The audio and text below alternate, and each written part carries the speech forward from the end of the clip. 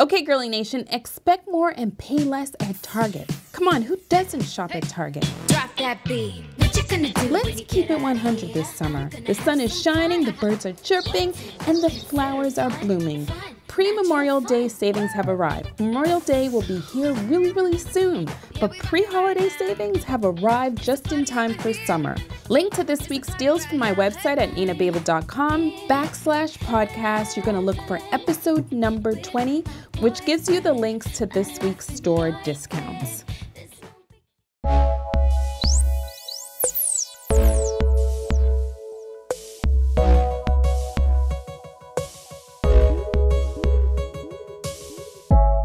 What's up, Girly Nation? Welcome back to another edition of the Keep It 100 Girl Show, coming to you live and direct from Washington, D.C. I'm your hostess with the Keep It 100 Girl Mostess. It's Nina Babel, and as always, I keep it 100, and you know, y'all, I keep it real and true. But this is where women come forward to tell the truth, nothing but the truth, even if it's totally embarrassing and super cray-cray. And from the start, I am unapologetically myself. This is the no prude zone. I talk to you like I talk to my own girlfriends. So think of how you talk to your own girlfriends, whether it's over the phone, text, din-din and drinks. That's the feeling I want you to experience on each of my episodes. But here's the dealio. I share what women are thinking, but you know what you're not saying out loud. Because most of us are too shy, nervy, embarrassed to ask. Our stories are real and raunchy, cray-cray, edgy, and you know what? Some of you might even consider it taboo. One rule of my podcast is we overshare. Girly Nation, are you ready to keep it 100? Ready to keep it 100, girl. Oh, Nina, I keep it 100, baby. Yes, I'm ready to keep it 100. I'm ready to keep it 100, girl. You know I'm going to keep it 100. My hand is raised. How about yours? So in last week's episode, I revealed how most women need to take the biological clock seriously. Women came forward to reveal their personal struggles with starting a family, and medical expert Nora Bolger from the Reproductive Medical Associates in Connecticut strongly encouraged women in their 20s, 30s, and 40s to start thinking and planning your fertility journey early. But in today's episode, I'm revisiting relationships.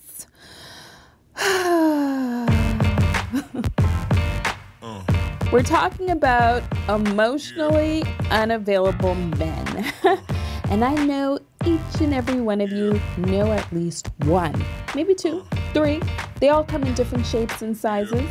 But just to be clear, I'm not bitter. We're not bitter. We're just being realistic. We're self-reflecting on lessons some of us may or may not have learned yet when it comes to choices we've made in selecting the wrong partner and really coming to terms with it. Girly Nation is made up of strong, independent women. But these are the women who also attract and are attracted to emotionally unavailable men. And you want to know the irony of it is your strength, your independence that you claim have not been your strongest asset in attracting men. I'm not pointing fingers, but the lesson here is to stop trying to fix a broken person because you know what? You may end up cutting yourself on one of their one too many shattered pieces. By the end of this episode, these are the habits I want you, yes, you, to break. Be with someone who knows exactly what they have when they are with you, not someone who will realize it after they've lost you. So I solicited the help of Colin Tate, who's a relationship coach and author of Is This Your Man? His strength is helping women figure out who they're dating, why they're dating him, and why they are staying in the relationship with him. In today's episode, you're going to hear the following. Colin will pinpoint the whole genesis behind an emotionally unavailable man. Next, Colin and I will talk about and define an emotionally unavailable man. Number 3, the kinds of emotionally bankrupt men out there. Number 4, women who are attracted to emotionally unavailable men. And lastly, there are 2 sides to every story. But to make sure you have a complete book and picture, you're going to meet an emotionally available man. How about that? I told Colin I was dating this guy for 3 months. He was barely a blip on my radar when it comes to a relationship status, more like an official relationship status. And it turns out after 3 months, the guy I was dating made the decision and communicated he was not emotionally available. So it took me a minute to digest this because it was the first time I had heard this term and it felt like it was thrown in my face. That's what it felt like. At first, I viewed it as a sign of weakness on his part, and then I summed him up as damaged goods. I never had the privy or the privilege of hearing this term before as an out to end a relationship. Normal people use terms like, it's over, let's be friends, I met someone else, I'm not in love with you, or it's not working out, along with a reason or various reasons why. But Colin gave me an answer I wasn't quite ready for, and it threw me off a little bit. But it's worthy to share because a lot of times we don't have this kind of access to the way men think, and oftentimes we think it's not us, it's always them. He chooses what he wants from which woman. Don't let him off the hook by thinking he's naive and doesn't understand that this is what happens in a normal relationship. That's just the game he's playing. He knows the difference. He just is choosing not to do it for you. But he'll do it for somebody else. We know. So just don't make excuses for a man's excuses. We know what needs to be done. We're not 15. We've been around the block long enough. We know what a woman wants. We know what a woman doesn't like. We know. We just decide who we're going to do it for and who we're not. By the way, when a guy tells you directly he's damaged and even has the balls to tell you he's emotionally unavailable, you've been seriously warned. And I'm going to use the analogy of the fire alarm drills that take place in the workplace. And I'm going to equate this event in my life to those fire alarm drills that take place at work. Remember, we're always instructed to leave the building when they're having these fire alarm drills and not to stay inside. Well, it's the same thing. When he warns you and gives you that fire alarm, he's warning you that he's not a traitor. You've been instructed to leave the area. Dude didn't come out and say it, but my radar picked up certain cues along the way. Like he wanted to go out, he wanted to play the field, he wanted to hang out with his boys and experience other women. I mean, he's a good guy, he had good intentions, but when someone doesn't want to act like your significant other, or in some cases your boyfriend, and he complains about it, you are wasting your time. When he started complaining about morning texts, morning phone calls, why do I have to do it? That baffled me because I was like, this is what normal people do. I mean, this is what I've been conditioned to do all my life. Why should I stop because you don't want it? So ladies, in no uncertain terms, he gave me a subliminal message. He told me he didn't want a relationship. And it would have been a big mistake for me to continue on and fall for him. No blame game here. I decided to go and exit stage left with a quickness. I chose me. Don't have to tell me twice. If you're emotionally unavailable, there are no reasons for you to be dating in the first place, and certainly not me. In fact, homeboy earned his walking papers the minute he uttered those words. And funny thing is, it's stuck to me like glue ever since.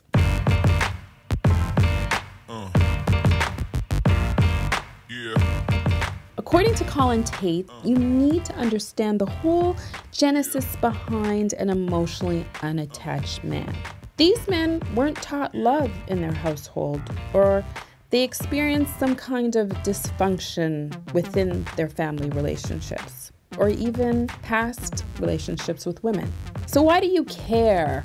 Well, you do because it translates onto you. When men have a lack of love growing up, they have a hard time maybe showing affection.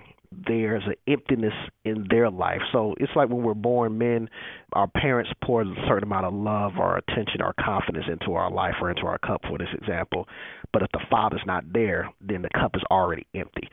So with men, we sometimes look to fill that cup through sexual encounters with women. Have you ever tried to have a discussion with someone who can't discuss their feelings or failed relationship or issues and concerns? This is another kind of emotional unavailability, and it manifests in so many other ways. Men know they are emotionally unavailable. Some don't volunteer that information.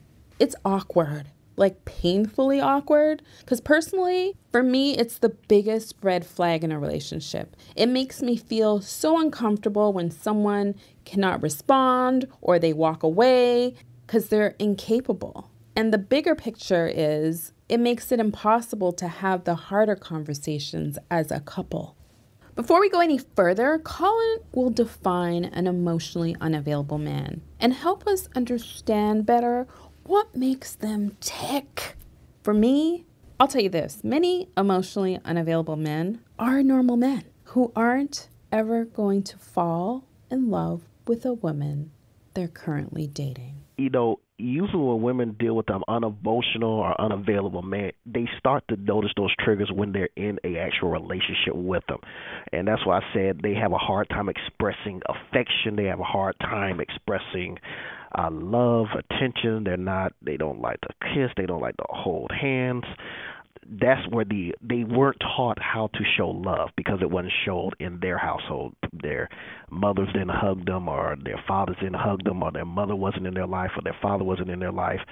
That's usually when it happens. But in terms of the courting process, even that same unavailable, unemotional man, he knows to call you when he's supposed to. He knows if we have a date that not to blow you off. He knows what things to do to get to that point. But if he's not even at that point in the courtship process or in those first 3 to 4 months, it's because he's choosing not to, but he's going to do it for somebody else.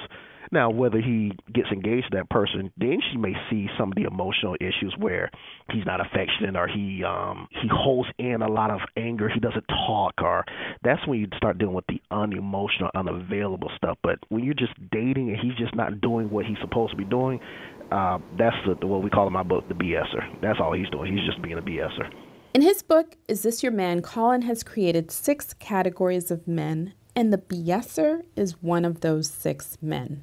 I asked Colin to elaborate and state the difference between an emotionally unavailable man and a BSer, if any. The BSer, there are 2 types. There's the vested BSer, and that's where the relationship has more invested in it, where you guys live together, you may share a child together, you may be engaged, but he never fully commits to you. You've been dating this guy for years, and there's always something. You haven't got married, you've constantly accused him of cheating, or you've caught him cheating, but he just never fully commits. And then the unvested BSer is where the relationship's more on and off again, where you've never met his parents, he hasn't met your parents, you haven't made it to any holidays, he only comes to your house, or you never made it to his house, and he disappears for days, weeks, months at a time, and then comes back into your life as if nothing has happened. But the problem with dating these BSers and putting up with their crap is what happens is you'll be dealing with this guy. I've met women that have dealt with guys like this for 10 years, and then when he's done, you'll see him turn around and marry the next woman he meets in 6 months. And that's why I say, even with these unavailable, unemotional men, they still want commitment. They still want commitment. Now, how emotional, how available will they be once they're in the commitment is a whole nother story. But they still want to at least get to the room of having a committed relationship with a woman they care about. They just don't know how to express it in the proper way. Stay away from people who make you feel like you are hard to love. Women are quick, real quick, to blame themselves first. What did I do? What should I have done? You're not hard to love. That's the mistake we make time and time again. By nature, we're fixers and pleasers, and we bring that into a relationship. So anytime a man questions, that's always a get out of jail free card for us. So anytime a man is questioning something about you that you consider abnormal, he is BSing you. He is BSing you. If he's saying, why are you calling me? Or what do you mean I need to be on time? BS. Because again, always ask yourself this, Nina, would he do this for celebrity X? Would he still treat Beyonce this way? Would he still treat Rihanna this way? And if the answer is no, then you know he's doing it by choice. Always know that if he's doing it by choice, that means he's making a conscious, purposely decision to say, I'm going to treat Nina this way. Not because I don't know how. I choose to treat Nina this way. But if this was Beyonce, oh no, but thank you for calling Beyonce. How you doing this morning? He'll love to hear from her. Embracing your shadows. The world outside you is, believe it or not, a reflection of the world inside of you. August is in her 30s, newly single, and admits, she was vulnerable post-breakup with her ex. But now she thought she met a super charmer, but he's actually a super charmer gone bad. Yeah. I think it's really sad that there's so much pressure on guys to not be emotional. I think it's considered not masculine, and it's so hurtful. But I actually dated a sociopath, a qualifiable sociopath. I did a whole series on it on my blog and show because there are these charmers who strategically work their way into your life. He found me at a really vulnerable time when I was going through a massive breakup, and he seemed, quote, perfect, which is one sign. Just totally whisked me up off my feet, the whole kind of fairy tale thing, and gradually became very, very, very controlling. And I just felt emotionally like I could not get out. He tricked me into living with him. It was crazy. He had a friend of ours. We met in an acting class, and there was this fellow student who was really, really going through a tough time financially. And this boyfriend of mine knew that I had a lot of compassion for this individual. So he convinced that guy to ask me to sublet my apartment for just a week or two. And so he did, and my boyfriend at the time was like, well, just come stay with me. You stay over here all the time, And then he was paying him to do that. He literally wanted me trapped. And the other guy ended up taking over my apartment, and I just felt like I couldn't get out. And he would have these temper tantrums. He wasn't violent at me, but he was violent around me, and he would get very temperamental and have these outbursts. Again, not directed at me. So that was always the thing that I was he would just have these freakouts about how he had been abandoned as a child and I was the only thing he had, and he was trying to keep me from moving to Los Angeles knowing that I was moving here. It was just a big disaster. So I think it's really important for women to know that these kinds of things happen and to see the signs. And one of them is that superficial charm, Why are you dating him? Why would August continue to give this relationship, as crazy as it is, a chance? What she was dealing with is what a guy in my book is called the CEO. This is a man that has the tendency to be very controlling. He can be very jealous. He has the tendency to be very verbally, emotionally, sometimes financially and physically abusive. He has the tendency in the beginning to be what is considered a great guy. It is like you're experiencing a fairy tale. He has no problem taking this relationship to the next level. It is as if he is trying to force 3 months worth of dating in a 1 month time span. He has no problem about moving things forward. He has no problem about taking things to the next level. And he knows that women kind of get enamored or caught up with that. But the reason he moves so fast is because he wants to isolate a particular woman and pull her from her support system so he can have complete control over the situation. Because of his deep-rooted insecurities, and it may come from abandonment issues with his mother or father or both. He may have been teased as a child, or he may have low self-esteem or body image issues himself. Because of his low self-esteem, he has to lead with what he can do for a woman. So a lot of times these men don't think they're good enough, so they lead with what they can offer you, what they can buy you, what they can take care of.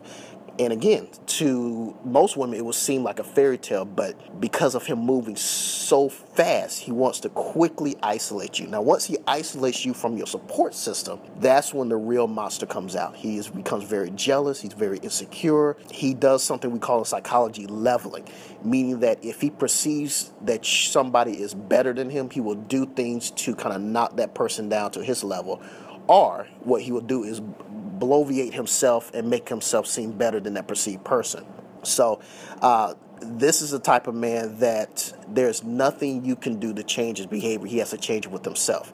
Now, he does target women who also have their own issues themselves. I have a theory that we date who we are. So a CEO will target women who have Also abandonment issues, usually with their father as well. There is some low self-esteem. There are some issues going on with that person as well, because usually women who have a strong mindset, very independent, they don't necessarily fall prey to his advances. They don't necessarily fall prey to the fairy tale or to the dream or to how this man is leading with what he can provide. In addition to my own experiences, real women give mother-frickin' real-life advice. They will express their personal bloopers when it comes to sensitive girly stuff. Joanna's in her 30s and now engaged. She reflects back on how she knew the signs right away when she met an emotionally unavailable man. And then conversely, she describes being in a dead-end relationship with an emotionally unavailable man. And she likens it to an addiction.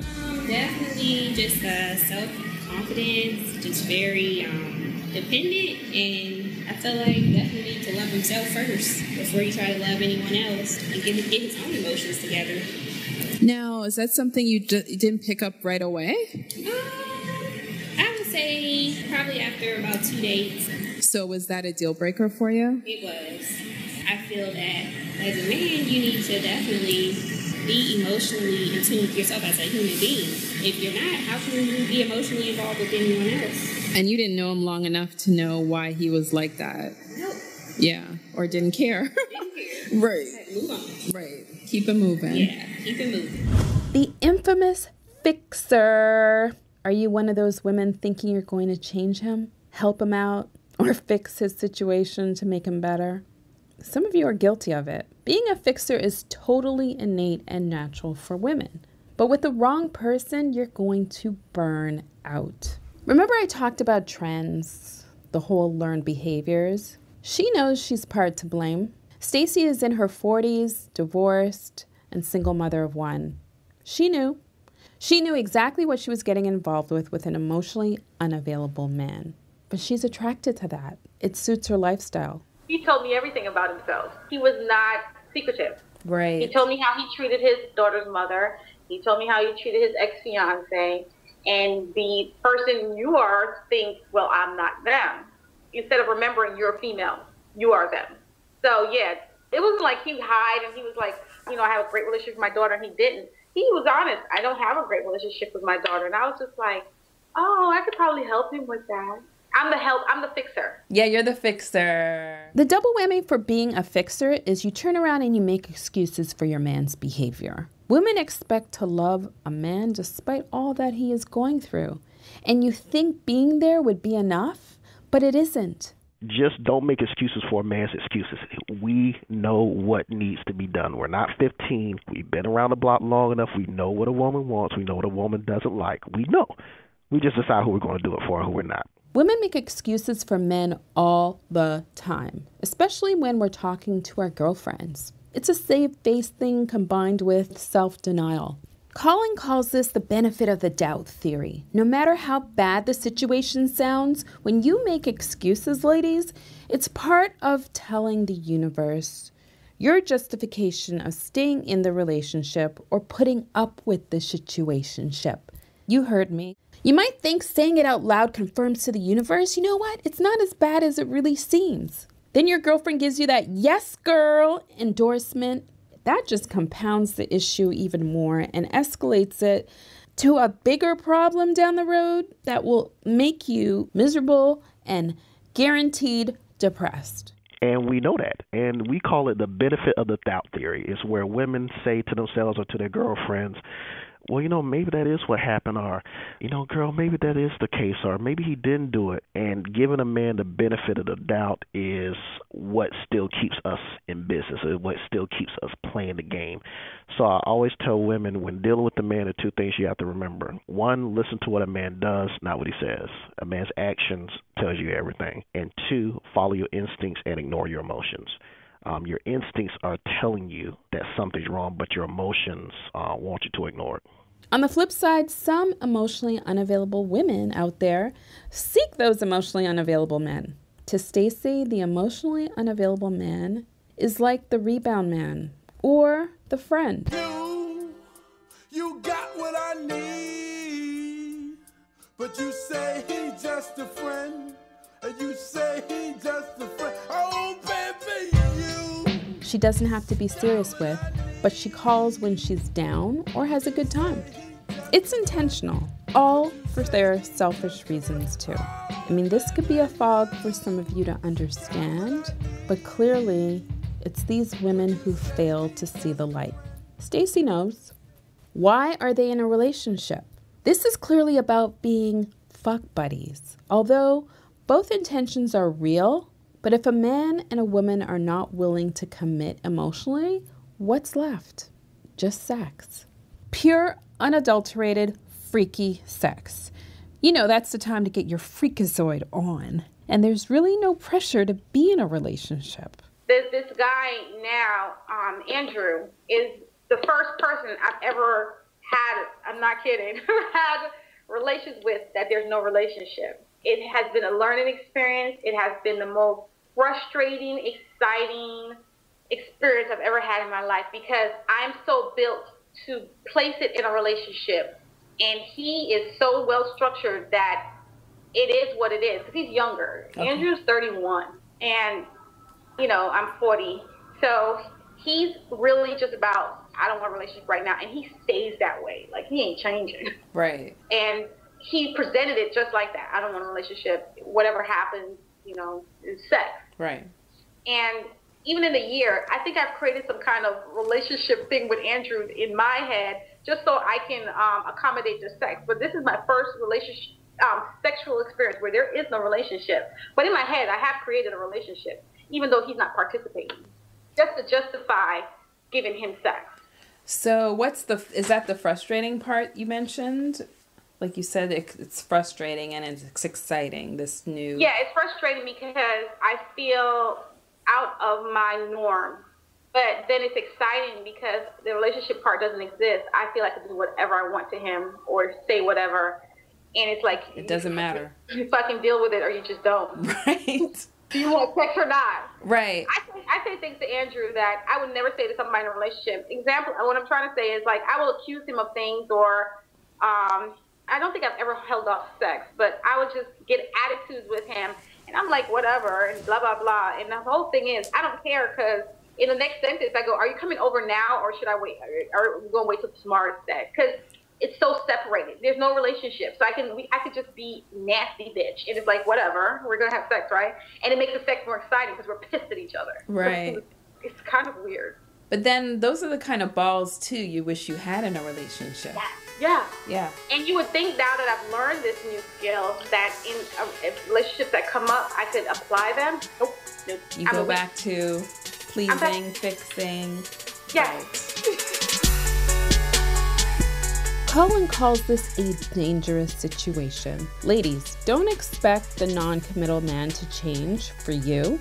When he commits, hands down, it will almost certainly lead to someone else. That's a dangerous game for women because women you can't just sleep with guys and think there will be no emotional attachment. Now, some women can, but then there's also deeper reasons that cause them to do that as well. But you got to be careful of playing that game because if the sex is good and you start getting emotionally attached to them, then you're kind of stuck. William is emotionally unavailable. I've heard that term. I don't like it. I got thrown that term at me last year, and I said, you know what? You just got your walking papers. It's probably a very broad way of saying it, but I believe it exists. And the emotionally unavailable people are extreme from the guy that cheats. It's not about them with somebody else. It's about them with themselves. It's like they don't know how to lend themselves to other things. And sometimes they lend themselves to other things, but it's not you. Like, his family engrosses his life, and he will jump if they say jump. If I ask William to jump, I got to wait for him to respond first. For Stacy, the sexual compatibility is a thrill, and she knows what not to expect out of him. You know, Nina, you made a good point about hating that statement, and I agree with you. It's a very broad statement, and it's a statement that lets men off the hook. She made a statement about how he lends himself to his family, but not her. How she would text him, and it'll take him 2 hours to respond. She is just dealing with what's called in my book a BSer. This man is just bullshitting her. It is not that he's unavailable. I've always said men We know how to treat women right. We know how to be faithful. We know how to be attentive. We know how to be caring. We know how to call when we're supposed to call. We just simply decide who we want to treat right and who we want to treat wrong. It's that simple. You know, we're not 15 years old where we're still trying to figure it out. Any man who's 20 years old and above, he knows by now what a woman likes and what a woman doesn't like. He's just choosing not to do it. And I will ask this young lady, do you think if Beyonce Knowles sent him a text message, do you think it would take him 2 hours to text her back? And the answer is no, because he has chosen who he wants to treat right. So the key for her is to find a man that treats her like he is, that you are his Beyonce. Like my wife is my Beyonce. So I make sure that I cherish her, I care for her.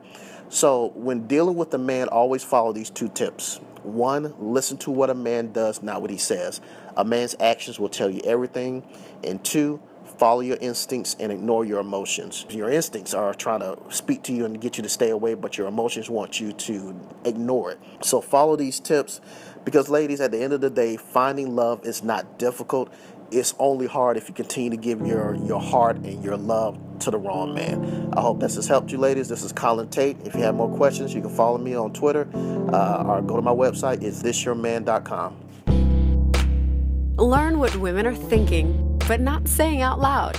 On this podcast, Nina chats about socially awkward real-life moments and sensitive girly stuff most girlfriends talk about on a daily basis. Think of Nina as your go-to girlfriend.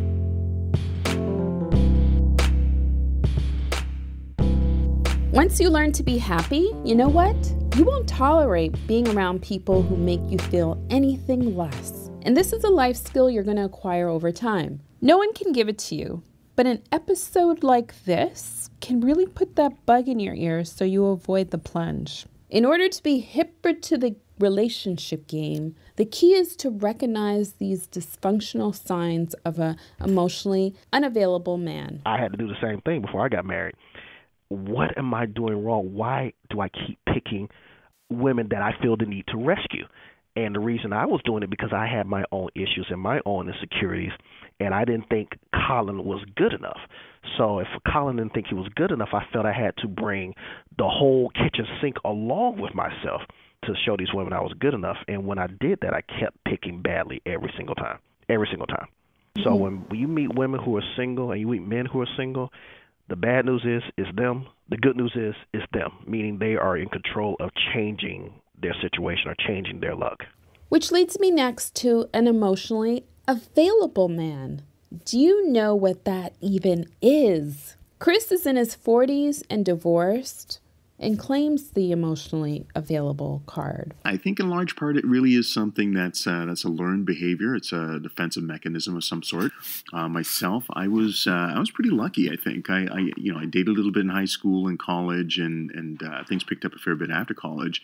But I didn't really kind of encounter anybody who wasn't really real for me. Who I didn't know anything about game playing, and I didn't meet any game players, or at least, maybe they were too good or I was too naive to notice it. But yeah, I guess I kind of ducked a lot of that. And by the time I hit my mid-20s, I was in a long-term relationship, and that person became my wife, and we were together a really long time. Emotional availability was never an issue for us. But I am divorced now and single after 20-odd years with this person.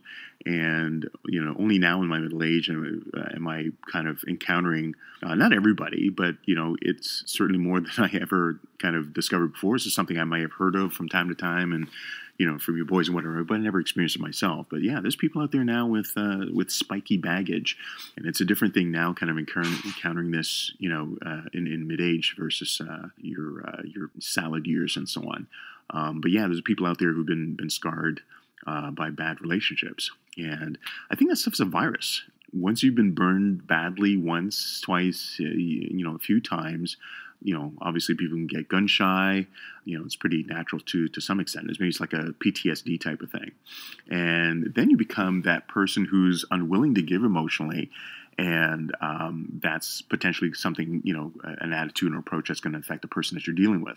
So if and when that does break up, that behavior is something that the other person picks up, and they infect the next person that they're interacting with, and it spirals out. So over time, the only people who are inoculated against that kind of thing are the ones who are already in a fully loving relationships with mutual availability, that kind of thing. So the few remaining singles, the hopefuls and the so-called romantics, they're trying to dodge the zombies. There's always a zombie analogy in there. But yeah, I don't kind of do the thing where I'm, waiting for the other person to extend themselves and so on. It should be a fairly natural kind of expression. But yeah, I'm lucky in that this stuff kind of happened to be relatively late in life, I guess, decades past my formative years. I can see how if this stuff happened in my formative years, it could have, kind of twisted me up a little bit. Avoid the spiky baggage. According to Chris, being emotionally available to your partner sets up success for a true relationship. That's the only way to discover a true connection, is being upfront and being available. It's the only way that it has a chance to last. So if you're going into a relationship full of fear and half expecting it's going to fail and that kind of thing, it's obviously definitely going to be a self-fulfilling thing. I love it. I love how Chris said to avoid the cage matches where you're swirling in the same space, chasing each other's tail and really getting nowhere. Keeping your head clear and not over-investing in someone who's not showing you similar regard. But at the same time, you need to feel licensed, to show your feeling. You have to feel shame about it if you're actually feeling it. So give that person some space and, a comfortable path to express the same. And it should be a reciprocal thing. It's something that sort of builds and you see some progression and behavior that's in keeping with what you'd expect of someone who actually likes you. And I think that's probably the heart of the, he's not that into you thing or whatever. It just, it should make sense, if the person actually likes you. And it's not some stupid cage match where you're circling each other, basically waiting for the other one to make a move and that kind of thing. It doesn't go anywhere. So that you want to get out of. So I want you to pause for a second. Self-reflect. The mind usually knows what to do to heal itself. For me, I found it an important reminder and lesson to all women, including myself. I look back at my choices, the men I dated, and even some of the trends. I didn't realize until now that there was, in fact, a trend. My personal trend was men coming back after they lose me. So you want to be with somebody who knows exactly what they want when they have you in their possession. I always come back to that.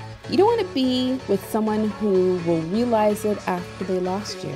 And I didn't pay attention to this valuable lesson because I was too caught up in my own glory, knowing that my ex will always come back and I would purposely make them pay. It was my payback to say, you had it good when you had me and you screwed up. You should have realized my worth, my mintage, and value when you had me. Now, boop, be gone. It's too late. The lesson was bigger than that, Nina. At that time, they were also emotionally unavailable, and I just didn't know really how to detect it. The real challenge is to get your mind on board. Sometimes it doesn't happen right away, and you know what? It just comes with practice, unfortunately. A lot of us guilt ourselves for wasting so much time. There's an African proverb which I absolutely adore, and it's the axe forgets what the tree remembers.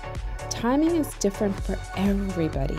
And when you are personally ready to take charge, believe me, it's empowering.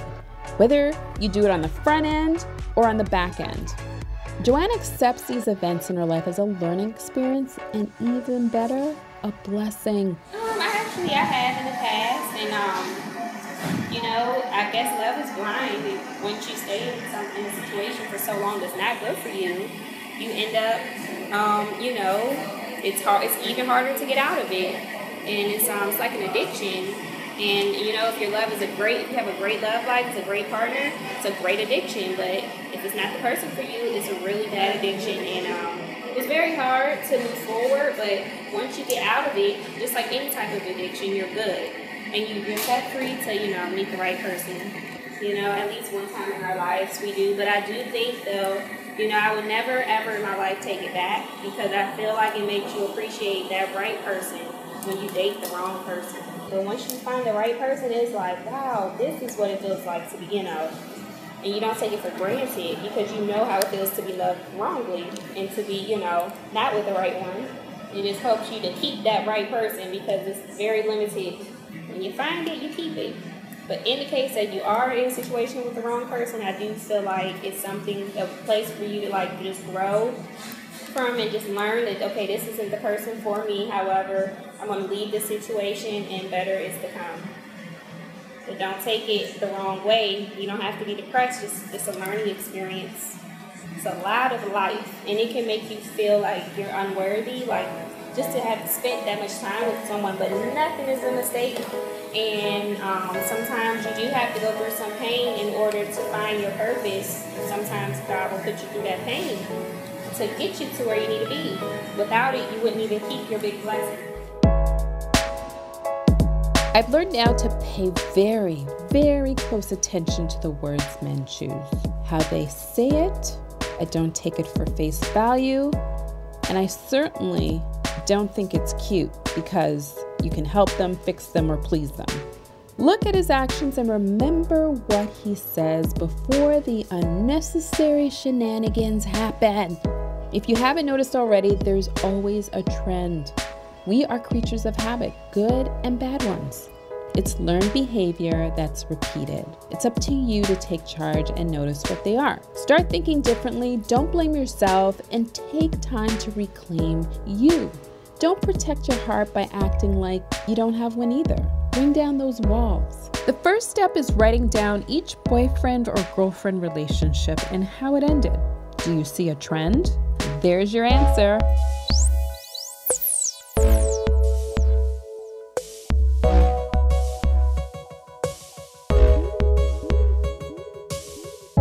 And that wraps up another episode.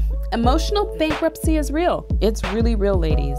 You always have the chance to say no thank you or enjoy the ride if you choose. Don't hope he will suddenly become available either. When he says or shows you he's emotionally available, believe him then. I encourage you to fine-tune your listening skills. That's really the key, the major key, to listen to the words your significant other says. If something sticks and your gut doesn't like it, pay attention. Write it down. Journal it. Is it a trend? Is it a behavior that you see repeatedly? And most importantly, at the end of the day, how does it make you feel? Choose you. Thanks again to author Colin Tate for participating in today's episode. Links to Colin's books will be made available in the show notes. Myself and Girly Nation reveal our tell-all experiences, these aha moments, and lastly, mother friggin' girlfriend knowledge. And I'm here to empower you every week, girlies, and give you that weekly dose of self-confidence and help you realize your self-worth. But before you go, you need to give me some love, Girly Nation. If you like this episode, kindly subscribe, rate, and review the Keep It 100 Girl podcast in iTunes or Stitcher. Girly Nation, this is what helps me stand out from the crowd and makes me visible. You can connect with me on social media. I love Twitter, Instagram, and even more, Snapchat.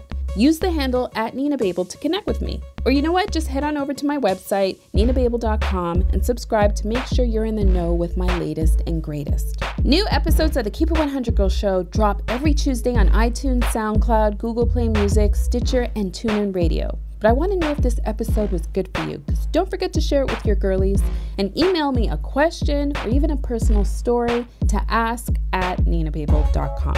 You could also check out my videos on YouTube by typing in the search field Nina Babel. All right, so before I sign off, guys, I have a PSA. I'm trying to get it all in and reinvent this show to keep it fresh and exciting for all my new and existing listeners. But here's the dealio. I'm going to be adding a new segment to my podcast called Morning Sip. It's going to start this Thursday. And the topic is, that ain't what I signed up for.